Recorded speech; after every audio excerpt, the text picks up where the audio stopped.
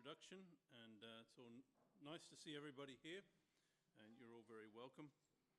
So tonight, as intimated, the subject I have is Daniel chapter 7. For those that are regulars at APSLE, we've been working our way through Daniel's prophecy. So that might mean that some people have a little bit more background knowledge than others, but I'll do my best to try to fill in any gaps that might exist. I think Andy was also right in saying it was a difficult chapter. But I am at least emboldened by the fact that at the end of the chapter, Daniel has lost color in his face as well. So hence, he struggled with what he saw, and so if he struggled with what he saw, I'm not going to do much better either. By way of introduction, before we come to the chapter, I want to think about what we've all probably been, what we've all seen and heard in the last few weeks, last month or two, that's filled the airwaves and YouTube and everything else. We're probably all fairly horrified at what's come out of these Epstein files and all of the different names that have been named. But perhaps the thing that maybe causes us all a degree of consternation is the sense in which the rule of law seems to have nearly been overturned. What I mean by that is, and what, going way back, what people had in mind for the rule of law was that nobody was meant to be above the law. If you go way back in history, that's what they had in mind, whether it was the king or whether it was somebody in parliament, whatever they had in mind, when they derived this concept of the rule of law, probably even back in the days of Aristotle and the Greek philosophers, they had in mind something that would curb the powers of the king or emperor or the leaders, to be able to keep a check on them, that they weren't above the law.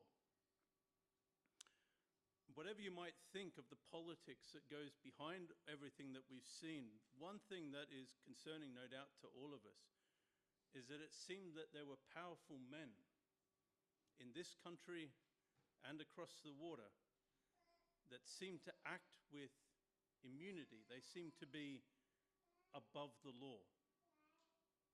That, of course, can very quickly undermine people's whole confidence in government. It can undermine people's confidence in justice, in the ability to get justice. And if history says nothing else, it's often sort of the early startings of uprisings against governments as soon as that happens. I had a sense of that when King Charles put out his comment very quickly about his brother, Andrew Mountbatten Windsor, as he referred to him. And he made this comment. He said, "The law will have its due course." I think he could actually see, almost get a sense that if he didn't step in here to say that even nobody in his family is above the law, then the whole sense of the monarchy might start to shake a little. So he was trying to make the point to the people of our country that he considered that the rule of law must pertain. I've said that because I think when we come to chapter 7, this is one of the key thoughts. It's maybe even right through this second half of Daniel that we started with last week in chapter 6, this concept of the rule of law and whether people are above the rule of law. And what happens, what does God do with people who are above the law? And actually, really a fundamental basic question is, what about justice? Is there really any justice? Now, if you were to go back in history, and you'll allow me 5 minutes or so just to build a little about how this works historically, because it actually comes right into Daniel, and James last week actually pointed out one or two of these things. But if you go back to about 2100 BC, You're dealing with some of the early foundations of what would become the Babylonian Empire, but the Mesopotamian region. It's the first recorded, archaeologically, the first recorded evidence of law. And the background behind it was that there was a king. It was a couple of hundred years before Hammurabi, whose laws have become more popular. But he was the first one to inscribe something in law. Now, it's interesting, actually, we take it for granted, this concept of law. But imagine a society with no laws, or where you couldn't trust government, or where you thought that power was being abused. Basically, you would end up with complete chaos and lawlessness. It sort of undergirds all of our sense of right and wrong and what society should be like. But what he did was, his name was Hamu. Now, he took his name from the goddess of which, as you might know from the Bible, was where Abraham would come from. It could be that he was just maybe a couple hundred years or so before Abraham. But he was a king who had taken over this area of and what he did, as kings would do subsequently, as all politicians do, they have to try to think of a way to appease the people and get their allegiance. And the way they did that was by making the people an offer, presenting themselves as something. And what he did, he had a threefold proposition to put to the people. The first was that he would intercede on their behalf with the gods. And what that would achieve would be two things. One would be safety and security and peace. And he kind of demonstrated that by kicking out the last king. So he was basically saying that the gods were with him, evidenced by the fact that he won the war. But also he would promise them prosperity, because the gods, as those people in those days believed, were going to be the means by which people's farmland prospered, or whether they got crops and so on. So he promised, basically, like all politicians since, that he would provide at least two of these things. One was safety for the people, and one would be prosperity. But the third thing that he promised them was justice. And in order to convince the people that he would give them justice, he wrote down laws. And he was really now going to try to appeal to, I suppose, what we might think is the lower class of people, just the average citizen. How could he make sure he would get their loyalty? Well, he says, I'll take up your cause against the rich, or against the aggressor, or against the people that were trying to do you out of possessions and were putting you down. And I'll promise to give you justice. And so he wrote laws around that. That was actually really the basis of all political manifestos ever since, those three things. But that was also the basis of law. That's why law was given. It was a promise to the average person, for the first time ever in human history, that they would have rights, that they would have access to justice. Now, for about 1,500 years from then until probably Nebuchadnezzar might have been the last in this line, there was never any thought that the king would be under the law. He was always above the law, because in his mind, and as he told everyone, he got the law from the gods, and it was his dictate. And if the gods told him something else, a new law, then he was free to write it, and they just had to go along with it, and he would do his best to try to get justice. But there was one thing, was that he was not subject to law. Now, that's precisely the character of Nebuchadnezzar that we've had in the first 4 chapters, and this is something that James pointed out last week, the difference between Nebuchadnezzar and Darius. Nebuchadnezzar was the law. He was a law unto himself. And actually, we can see those tendencies when you go back and look at chapter 2 and 3. You'll find things like this. He just got angry and made a decree. He was just governed by passions, governed by his fury or whatever. And you get that repeated a number of times. And with that, sometimes he would just make random decrees. Like, you remember, he told his magicians and the astrologers and so on that if they couldn't tell him what he dreamt, they'd be done for. And they were basically saying to him, look, that's completely unreasonable. That's not just. That's not reasonable. You're asking something you're just making up laws as you go along, right? But that was the kind of character Nebuchadnezzar was. Darius, when we started chapter 6, and I think this was, James mentioned this last week, and it's the reason why we could put chapter 6 with the rest of Daniel, is for this reason. It's actually historically the beginning of, really in civilization, maybe the first time, along with the Greek Empire was just in its early days, and they were thinking along these same lines, Aristotle and so on, where he comes a little bit later. But even in this around about 500-600 BC, this is really the first empire that actually made it a policy that the king would be under the law. He was subject to the law as much as any citizen was subject to the law. Well, you say that would have been fantastic. That would have been an amazing government to have been under.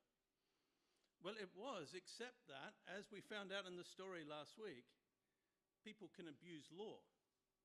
And he had a whole lot of civil servants that managed to weaponize law against people who were innocent, like Daniel. Remember, they made the law that nobody for 30 days could bow down to any god or make any petition to a god, and that they had to petition, or that they could only make their request to Darius, the king, and he signed it.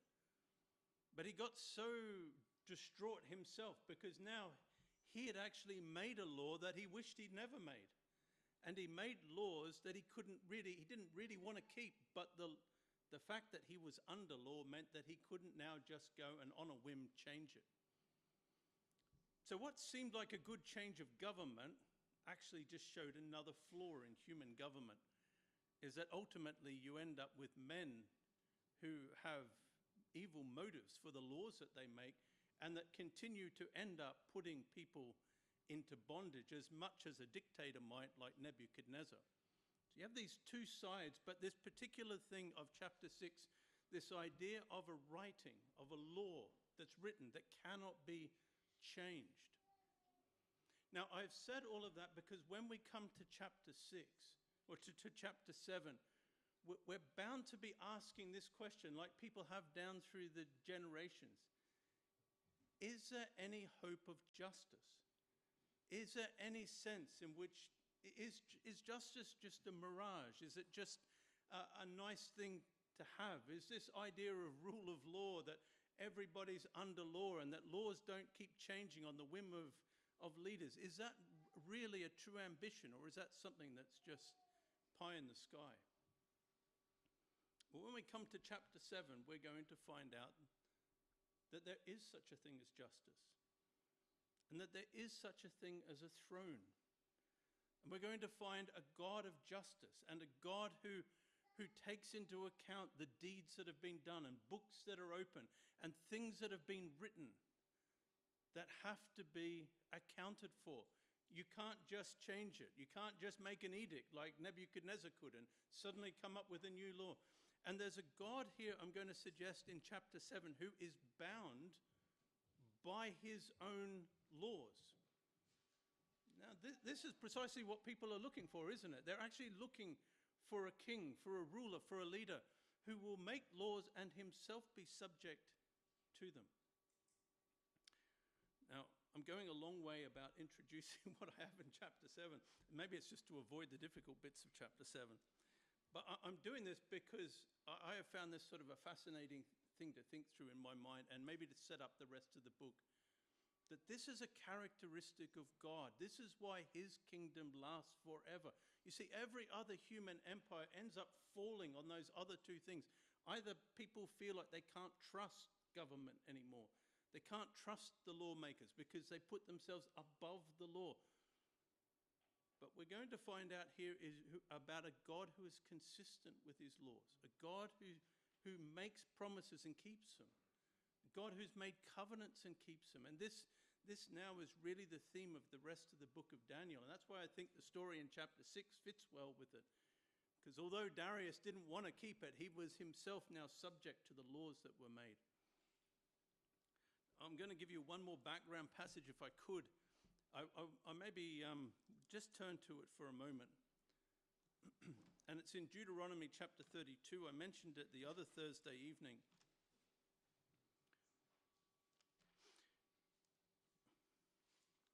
Now, if you were to read through these books, Exodus, Leviticus, Numbers, Deuteronomy, you'll find God is giving law. God is now the king over this nation of Israel that he's brought out from Egypt. First, he stood on Mount Sinai and gave them the law and the 10 Commandments and so on. And then they're reiterated here in Deuteronomy just before they go into the land. But when you come to Deuteronomy chapter 32, and the reason I've gone to that is, as I said the other Thursday night, Daniel, I think, knew this well. When you get to Daniel chapter 9 in a couple of weeks' time, he's going to say, if you like, he was reading two books.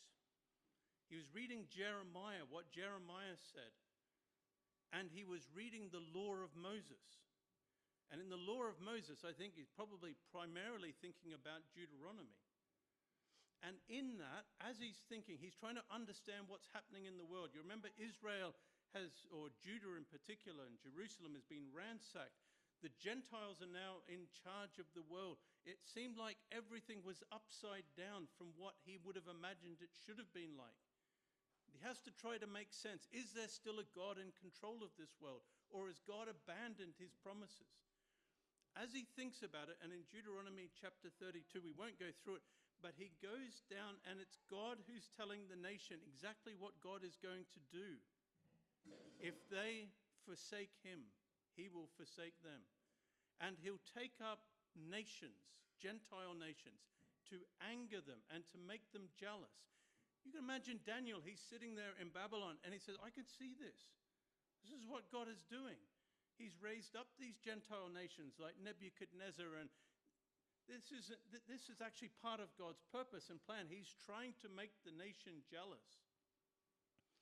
But then what it does go on to say is this. Look at verse 36. And if you have the ESV, it uses the word vindicate. I want you to just to point out this one verse. For the Lord will vindicate his people. Now think through what that means. Daniel knows certain things. Daniel knows that God was faithful to his word in disciplining the nation of Israel when they sinned. He said there'd be blessings and cursings. God was faithful to his word. But at the end of this, having gone through what God was going to do in discipline to his nation, God says this, there is a day coming when I will vindicate my people.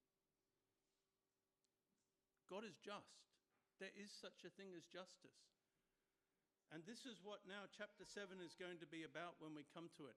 There is a God who's going to keep his promises and word. There's a God who's going to vindicate his people. Now let's come now to chapter 7. In the first year of Belshazzar, king of Babylon, Daniel saw a dream and visions of his head as he lay in his bed. Now just to note, you remember that in the first half of Daniel, it was always Gentiles who were having dreams and Daniel was interpreting them. In the second half of Daniel, when we come to it now, it's going to be the other way around. Daniel's going to be having the dreams. And it'll often require an angel or angelic being of some kind to interpret them for him. So he was on his bed. Now, it's actually going back in time because it's the first year of Belshazzar, king of Babylon. So it's actually between chapter 4 and 5. We've gone back a little bit in time. And then he wrote down the dream and told the sum of the matter. Daniel declared, I saw in my vision by night, and behold, the four winds of heaven were stirring up the great sea. And four great beasts came out of the sea, different from one another. The first was like a lion and had eagle's wings. Then as I looked, its wings were plucked off, and it was lifted up from the ground and made to stand on 2 feet like a man. And the mind of a man was given to it. Now we'll We'll stop there. We're going to go down through these beasts just one at a time, because otherwise it's hard enough to understand them one at a time, let alone for me to read all of them. You'll have all kinds of visions of animals and beasts and so on put together. So Daniel sees a vision. The first vision is this. It's a very strange looking creature. It seems like a lion, but it has wings like an eagle. And then those wings, he says, were plucked off. So suddenly you had, first of all, this, if you could try to imagine a lion with eagle's wings, well, that would be not only a ferocious animal, but an incredibly fast-moving and swift-moving thing. It was basically the king of both realms. You know, the lion is sort of the king of the jungle, the king of earth, and the eagle, the king of the air.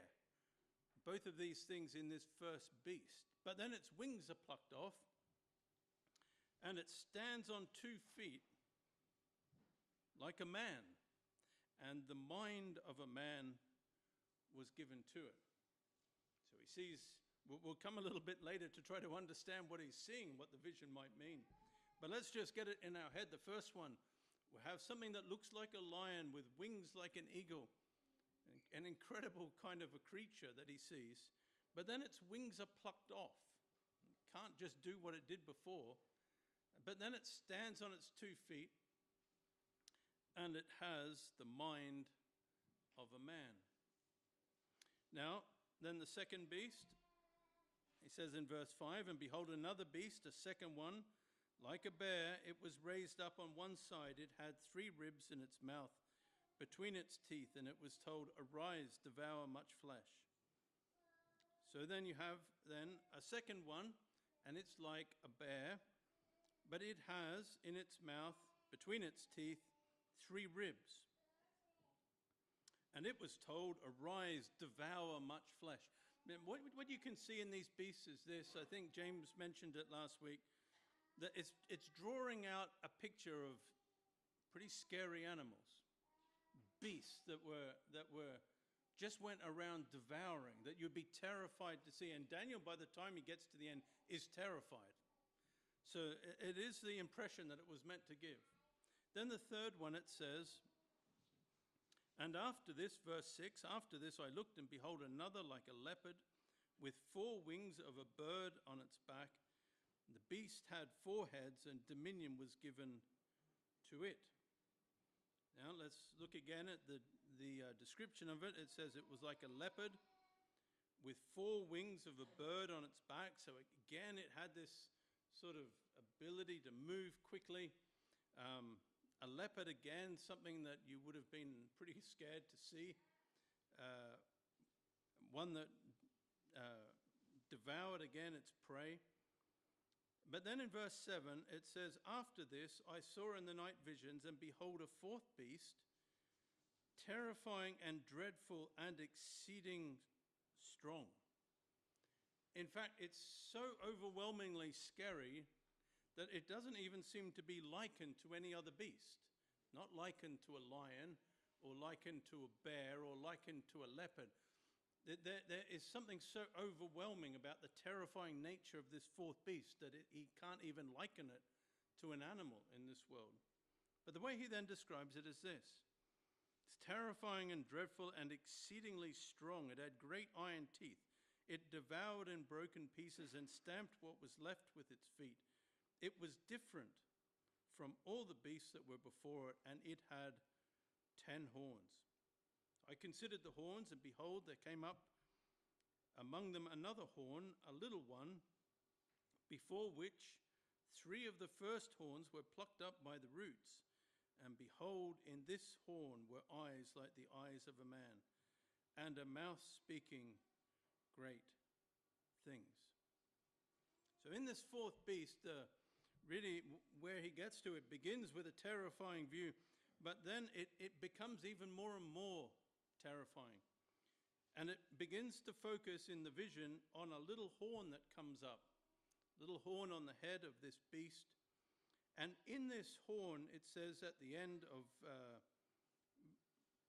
verse 8, it says, and behold, in this horn were eyes like the eyes of a man, and a mouth speaking great things. So here's a beast that's now got the faculty of man. He's got eyes to see.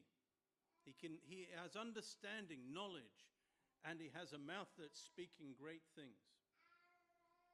Now you might say, what are these beasts? What are these visions? Well, fortunately, if you come down to verse 7, we're told what they are. He says, these 4 great beasts are 4 kings who shall arise out of the earth. So they're 4 kings. So we're thinking about kings who he's seeing in his vision like beasts, wild beasts, devouring beasts, beasts that in the 4th one stamp everything out and trample everything down and destroy everything. But he says they're 4 kings. Now actually sometimes there's a bit of a juxtaposition between kings and kingdoms in Daniel.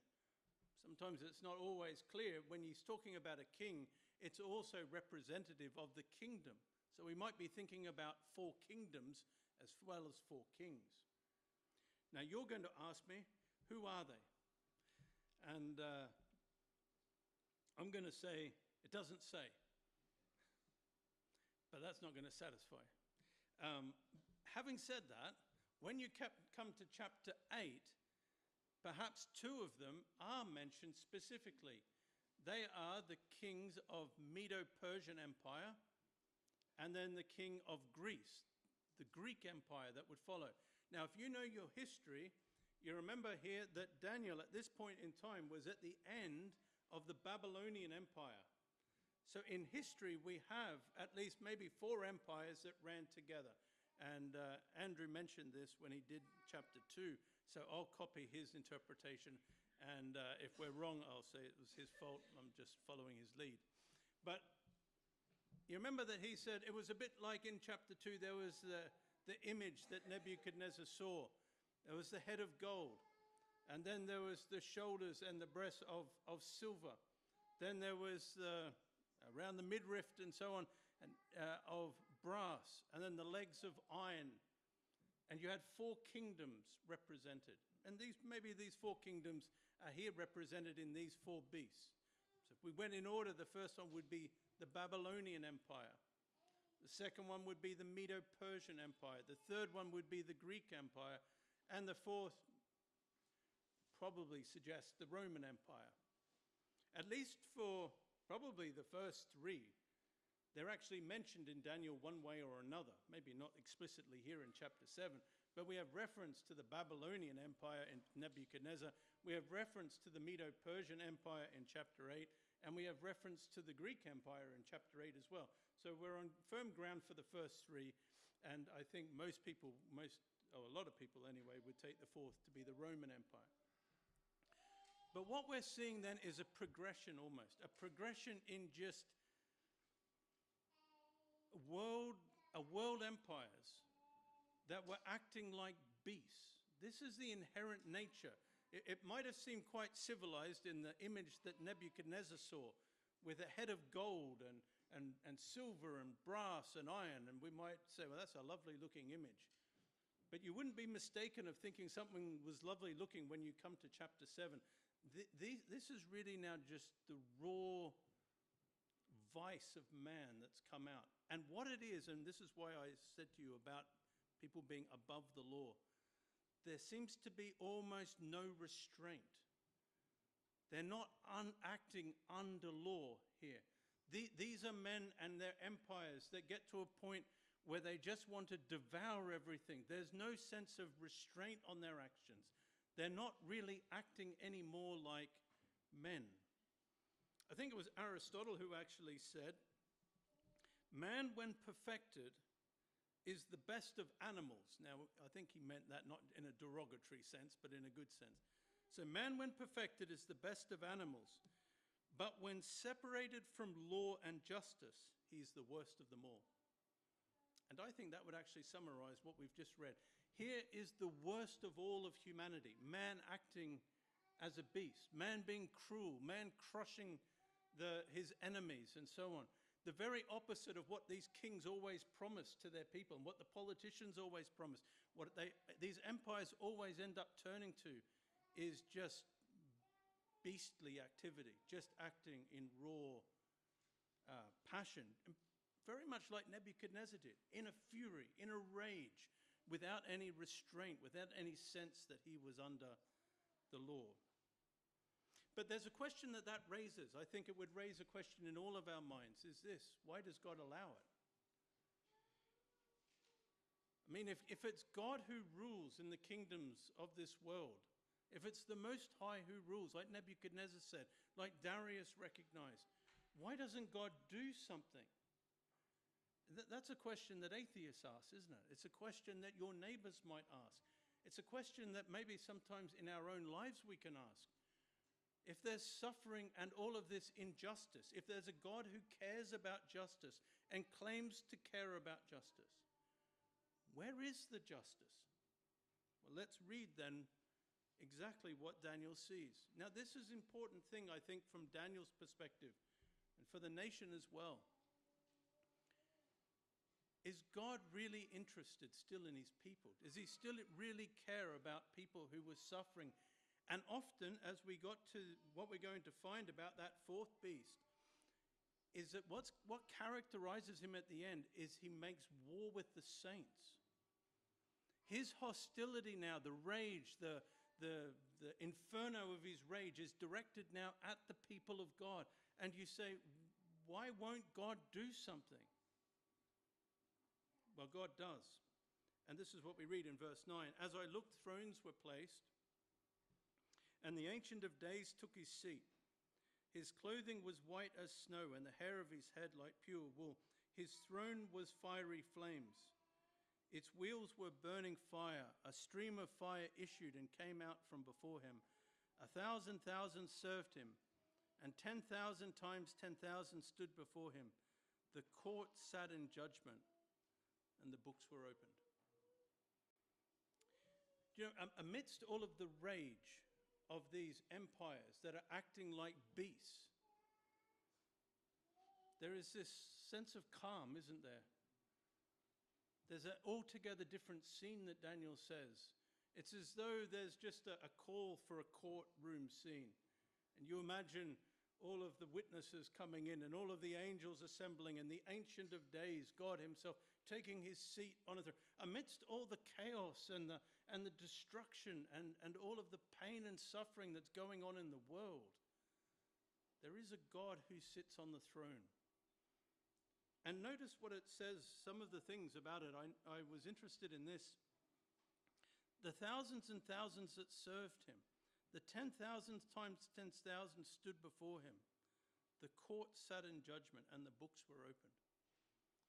One of the things I noticed when I was reading through an article that dealt with sort of the historical progression of the rule of law was this aspiration that people had for law, that it had to be open and visible. It had to be written down. Everybody had to know what the law was. It wasn't fair, was it? If some farmer in some far-flung place of the world had no idea what Nebuchadnezzar had just decreed, it wouldn't seem fair to anybody if he was then called up and charged for doing something he didn't know about. And not only that, but there had to be this sense like that everybody knew what those rules were, and that it was done openly, that they had a fair hearing, that this is what really lies behind justice, this sense that it has to be open and public and known, and that the rules were known. Well, here in this throne, you have thousands and thousands and tens of thousands, and then he says the books were opened. I don't know what the greatest invention of humankind has been. Some suggest maybe the introduction of writing. Writing would eventually lead to law. But in this sense, this is what then people are judged by. Books are opened. I don't know about you, but when we've been thinking about these Epstein files and everything else, and all of the stories of Andrew Mountbatten Windsor, just always seems to be a whole lot of documents missing, isn't there? Just the critical documents seem to have disappeared. All the evidence is gone or redacted, or people's names have been removed. And again, people seem to be above the law. They seem to be able to get away with things. But when this throne sits, books are opened. And it isn't done out of revenge. And it's not done out of fury in a sense that God just loses his control. It's done according to things that are written in books. It has that sense of justice in this throne. But then you'll notice he says in verse 11, I looked then because of the sound of the great words that the horn was speaking, at the same time that this court is sitting, that the books are open, this little horn, this man that we might think of a little bit later as we come to Daniel and think about who he represents, but he seems most likely to be what we would call the man of sin, the Antichrist, the last great world leader, the one who will ultimately defy God himself. He's speaking great things. He's making great claims, almost like these kings of old who promised to do great things for the nations and unify them and so on. He's making great claims at the same time that God is opening books. But then it says, and as I looked, the beast was killed, and its body destroyed and given over to be burned with fire. As for the rest of the beasts, their dominion was taken away, but their lives were prolonged for a season and a time. Now, I'll come back to that maybe a little bit later. But what I do want you to notice is this: the judgment wasn't the same on all of them. Right? Only one of them is judged immediately. And that was the last emperor, the last king, the little horn. But the other ones seem to have, their lives were prolonged. Their rulers taken from them, their dominion was taken away, but their lives were prolonged. Well, think about that for a moment, because we've already seen this before in Daniel, right? We saw that with Nebuchadnezzar. His life was prolonged. But when it came to Belshazzar in chapter 5, when the writing on the wall came, that was it. It seems like a red line had been crossed. Now, in this same chapter, there's a similar pattern. There's people here and their rulers, and their lives were prolonged a little bit. But when it comes to this last emperor, we're going to think about what he does. He seems to cross a red line. And there's no opportunity for change. There's no opportunity for restoration as there was with Nebuchadnezzar. We'll think about why in a moment. But in verse 13, he says, I saw in the night visions, and behold, with the clouds of heaven there came one like a son of man. Now, I don't have time, because time's running out, just to go through how from the New Testament we know that this is speaking of the Lord Jesus. If you've read the Gospels, you'll know that he uses this title, the Son of Man. And he actually in Matthew quotes from Daniel. He says, just as Daniel says, the Son of Man. So he actually links himself directly with Daniel chapter 7. So here now we have a picture. The Son of Man came to the Ancient of Days and was presented before him. And to him was given dominion and glory and a kingdom, that all people, nations, and languages should serve him. His dominion is an everlasting dominion which shall not pass away, and his kingdom one that shall not be destroyed. So if you take nothing else away from this chapter tonight that I've spoken on, I want you to see the clear picture. There's 4 beasts, 4 kingdoms of men. They all come to an end. And eventually the last one, he's destroyed. That is the end of human Gentile rule in this world. And then God gives the kingdom to another man, the Son of Man. And he takes that kingdom, and his kingdom lasts forever. So you can see the contrast. They're all temporary, just like it was in Daniel chapter 2, when there was a stone cut out, not made with hands, and it destroys the image, the four Gentile rulers. And then his kingdom lasts forever. So it's a parallel there with chapter 2. But you'll notice then what it says. Daniel asks, or really, he's looking for help to understand what he'd seen. Verse 15, as for me, Daniel, my spirit within me was anxious. The visions of my head alarmed me. I approached one of those who stood there and asked him the truth concerning all this. So he told me, and made known to me the interpretation of the things. These 4 great beasts are 4 kings who shall arise out of the earth. But the saints of the Most High shall receive the kingdom and possess the kingdom forever and ever. Now, I don't know if you just noticed a subtle change there, but in the earlier verses, the kingdom was given to the Son of Man. But here, it says, the saints of the Most High shall receive the kingdom and possess the kingdom forever and ever. I think this is what I was trying to get at when we read Deuteronomy chapter 32. When God has a purpose for his people that would involve their suffering, that would involve raising up Gentile nations, he does say, in a day to come, I will vindicate my people. God will vindicate you.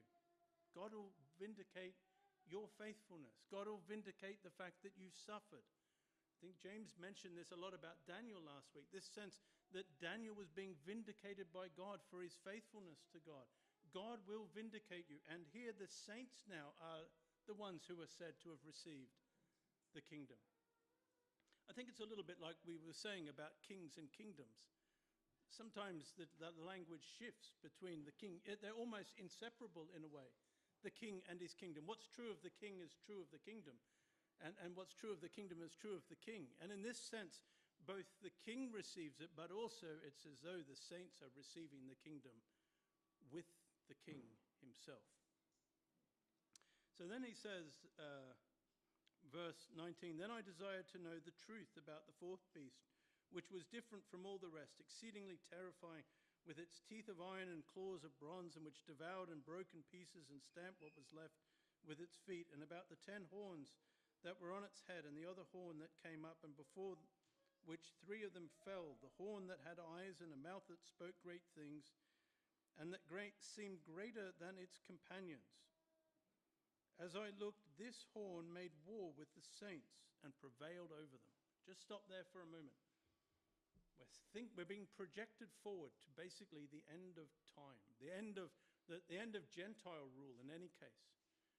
And the Antichrist, the man of sin, makes war with the saints. We're going to see some of these details later on in Daniel, so I won't go through all of them now. But notice this is basically the last 3.5 years of what we call the tribulation period. And he'll make war with the saints. And in that time, if you were an observer, you would say, surely God must step in. He prevails over them. It seems like evil wins. It seems like there really is no justice. It seems like if you're above the law, you win. But he's crossed a red line. Notice what it says. It says, verse 22, until the Ancient of Days came, and judgment was given for the saints of the Most High. I want to make a very simple comment here. I was talking to Josh about this before. There is an idea in governments today, world governments, that it's their job to bring in the kingdom. They're doing it, as they say, with a war in Iran. They're doing God's work. I want you to notice really clearly what it says here. It says, this man prevails until what? Until the nuclear bombs of somebody from another country on the other side of Atlantic prevail? No. It says until the Ancient of Days came. God will bring an end to unjust Gentile rule himself. It says the same thing when you come to Romans chapter 11. It says, a deliverer will come out of Zion. He will deliver the nation out of the hand of the man of sin, and only him. It is God's work to do. God has not entrusted this to any Christian group or any world leader. It is God's work to ultimately bring to end evil in this world. And then it says, and the time came when the saints possessed the kingdom. You see, I don't know about you, but I have this overwhelming sense that what is being communicated to Daniel is this: God can be trusted. In the midst of what must have seemed like such uncertain times to the Jews, as Gentiles are persecuting them, as Gentiles are ruling this world, as everything that they would have thought was true from the Old Testament about Israel's position amongst the nations seemed upside down. There is this sense, we're almost getting it in chapter 7 here, that we're going right to the end, and then the rest of the chapters that follow will almost be filling in some of the detail in between. But we're seeing the end, and we're seeing what the end is. The end is that the saints will possess the kingdom. But then notice what it says, verse 23. Thus he said, as for the fourth beast, there shall be a fourth kingdom on earth, which shall be different from all the kingdoms, and it shall devour the whole earth, shall trample down and break it in pieces. As for the 10 horns, out of his kingdom 10 kings shall arise, another shall arise after them. Come down to verse 25.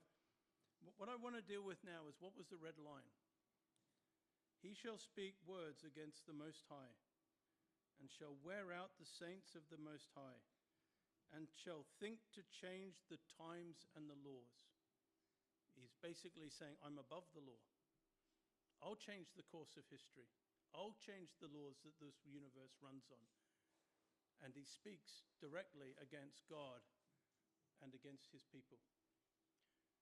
Now, do you see the parallel with Belshazzar for a moment? You remember the Babylonian Empire came to an end in chapter 5. Why? Because Nebuchadnezzar took up something in his hands that was precious to God, and he treated it as nothing. I'm going to ask you, is there anything more valuable in this world than golden cups? Because God judged Belshazzar because of how he treated something that belonged to God. Is there anything in this world that's more valuable to him than golden cups? The saints. There's a red line that this man crosses. He takes the saints of the Most High. He makes war against them. And he blasphemes the very name of God himself. And he crosses a red line. And God comes in to bring an end to Gentile rule. But notice then, verse 26, but the court shall sit in judgment, and his dominion shall be taken away, to be consumed and destroyed to the end. And the kingdom and dominion and the greatness of the kingdoms under the whole heaven shall be given to the people of the saints of the Most High. His kingdom shall be an everlasting kingdom, and all dominions shall serve and obey him. Do you notice the way it almost seems like it's flipped back again from the saints back to him, the king? And just that change, it's almost coming back to the fact that not losing sight of this Son of Man who had received the kingdom earlier on in the chapter. He's the one that people will ultimately bow to. It raised a question in my mind, and with this I'll close in the last couple of minutes. Why will his kingdom last? Why would it be different than all the other kingdoms in this world's history? Why is he suited to be the king who God gives the kingdoms to? Why could we be sure that his kingdom will last forever? I suggested to you that the reason often that kingdoms don't last is because people place themselves above the law. And ultimately the people feel that there's no justice, that the man who's ruling them is corrupt and so on, and they rise up against the ruler. They never got what they were promised. They never got justice. You know, I couldn't help but think of, just go through the Gospels, this Son of Man, and ask yourself, is he fitted to be God's ultimate king? You remember that these kings in the past, they promised people justice. They were really promising it to the people who were the poor and the deprived in society, who had no voice, who had no rights, who nobody cared about. Listen to the Son of Man when he comes. He said, I came to preach the gospel to the poor. Listen to him when he's giving the Sermon of the Mount. And if you like, the dictates of him as a king. And he said, blessed are the poor. Blessed are the meek. He says, they shall inherit. He said, even though they might suffer now, he says, there is a day when their faith will be vindicated. I will make certain of it. I come to look after the poor. I've come to preach the gospel to the brokenhearted, all of the people who were suppressed, that had no voice in society, that were trampled down by the religious leaders. He came for. That's the Son of Man. And the Son of Man came to seek and to save that which was lost. We were lost. But he came the first time in a different way than Daniel has it here. He came the first time, I would suggest one of the reasons that Galatians gives us is this, to show us that he was under law. When the fullness of the time was come, God sent forth his Son, made of a woman, made under the law. Isn't that the kind of king you would want? Someone who was prepared to put himself under law, under its claims, not just the law of the Old Testament, but the law of Rome as well. Read through the Gospels. Read how he'll be subject to the laws of the land, to Caesar and so on. This is a king who doesn't place himself above law. But then he is also a king who'll never change the law. Not in the sense of changing its terms when it doesn't suit him. I was thinking about this when I was just reading through Deuteronomy and thinking through some of the laws. You know, with Nebuchadnezzar and kings that passed and world leaders and ones even today, they just seem to change the law when it suits them. I wondered what went through the mind of God when he wrote these words into law. Cursed is everyone who hangeth on a tree. Because he himself, through his Son, would have to be subject to the very law that he put in place. There was no changing the law. You'd find what Darius went through. There was a law that was written, but this was different. Darius had regrets about laws he put in place. The God that we serve never regretted a single law he put in place. The soul that sinneth, it shall die. He knew one day that would be the very lot of his own Son, who would come and put himself under the law to redeem us who are under the law. What a Savior. What a King. That's why his kingdom will last. Because we have a King who's taken the interests of the poor and the needy and the lowly in society and given us justice, not because we deserved it, but because he himself bore the very justice of God and the wrath of God himself. That's why his kingdom will last, because he's the kind of king that everyone will want to serve. Shall we pray? Father, we just give thanks for your word this evening. We thank you for the wonder of it and how it must have thrilled the heart of Daniel as he thought about a day to come when, despite all the persecution and the oppression of the enemy, there would be a day when justice would be done. We thank you, our Father, that the one in this world who deserves justice more than anyone else is the very Son of Man who'll come. And in this world where he got no justice, we thank you that there is a day to come when he will be given justice, he will be vindicated, and he will receive the kingdom. So we just pray that you'll help us to live in the light of this. These are strange and difficult things for our minds to understand, but real things. There is a throne. There is justice. There is right and wrong. And there is a king. We pray that you'll help us then in this life in which we live to honor him in light of a world to come when we shall reign with him and the saints will possess the kingdom and our inheritance will be ours. Just pray, O God, that you'll bless us and help us. We thank you too for refreshment and just pray that you'll bless that to us in the name of the Lord Jesus. Amen.